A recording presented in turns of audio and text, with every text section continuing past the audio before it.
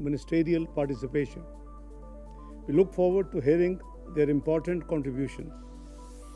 I am extremely pleased with the adoption of the Resolution 2788 on strengthening mechanism for peaceful settlement of disputes by the Council today. It is indeed a welcome expression of our collective will and the determination to pursuing dialogue and diplomacy for the pacific settlement of disputes in full conformity with the Charter and the expectations of the international community. I thank all Council members for their positive and constructive engagement with Pakistan's delegation in achieving this important consensus. Excellencies, today's debate is both timely and urgent. Multilateralism is not merely a diplomatic convenience, it is the need of the hour. Peaceful settlement of dispute is not just a principle, it is the lifeline of global stability.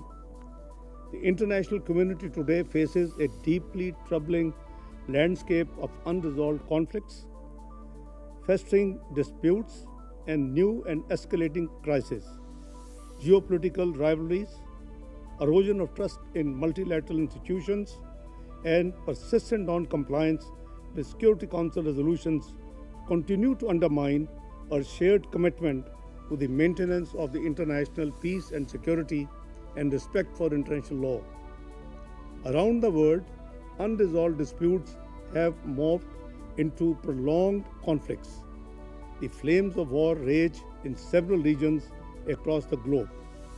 These crises have inflicted untold human sufferings, displaced millions, and undermined our collective faith in the international system's ability to deliver justice and peace. Excellencies,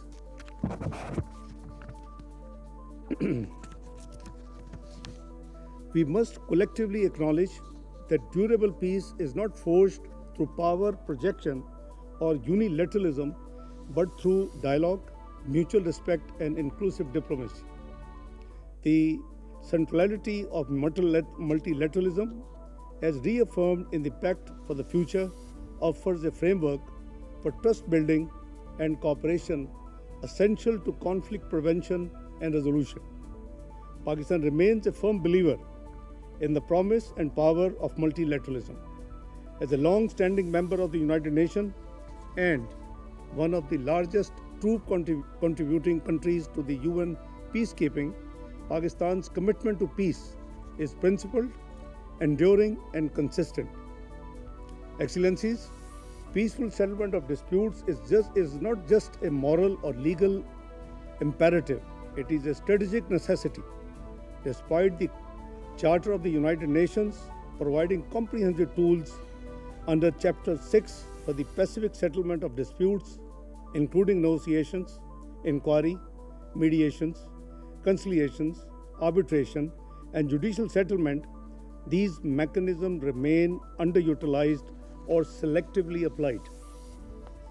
The Security Council has prime responsibility in this regard, yet we continue to witness the persistence and proliferation of unresolved conflicts, many of which remain on the Council agenda for decades. Selective implementation of Council resolutions, double standards, and the politicization of humanitarian principles have eroded its credibility and effectiveness.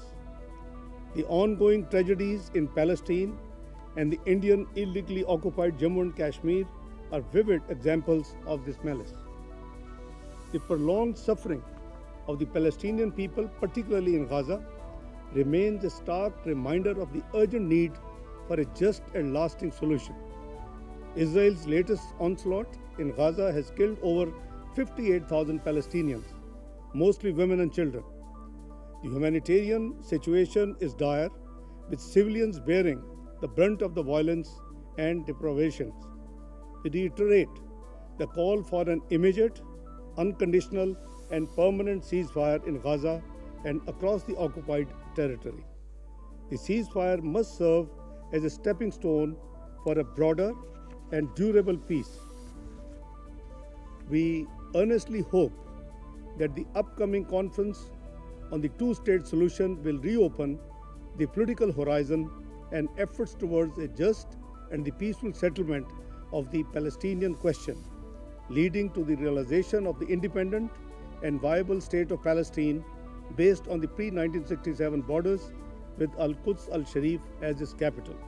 Excellencies, Pakistan also remains steadfast in its desire for peace in our own region.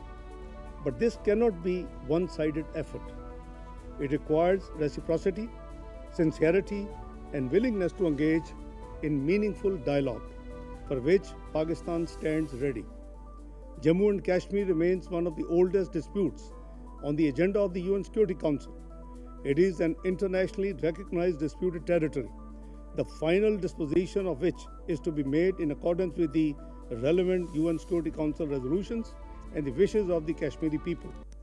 No cosmetic measures can serve as a substitute for the fundamental and inalienable right to self-determination of the Kashmiris as guaranteed by the relevant UN Security Council resolutions.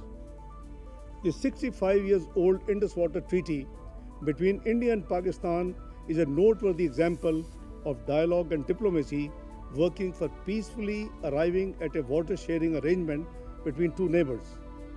The treaty has withstood periods of trials and tribulations in bilateral relations. It is most unfortunate and regrettable that India has chosen to illegally and unilaterally hold this treaty in abeyance on baseless grounds with the intention of withholding the flow of water to 240 million people of Pakistan who rely on it for their livelihood and survival.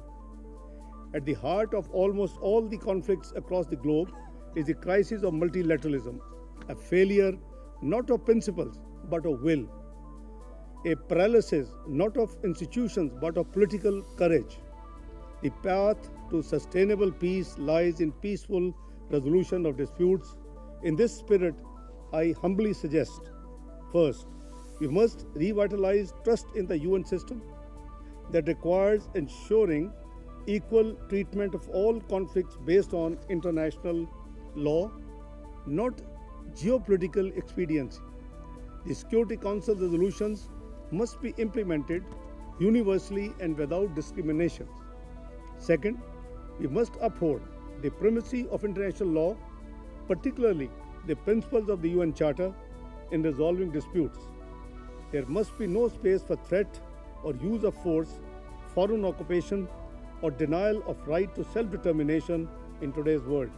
Third, the good offices of the Secretary General should be effectively utilized in the situations of emerging conflict and those involving protracted disputes. Greater support is merited for the mediation support unit. Fourth, peaceful dispute settlement should be a norm, not an exception. Bilateralism cannot be a pretext for inaction when one party refuses to engage.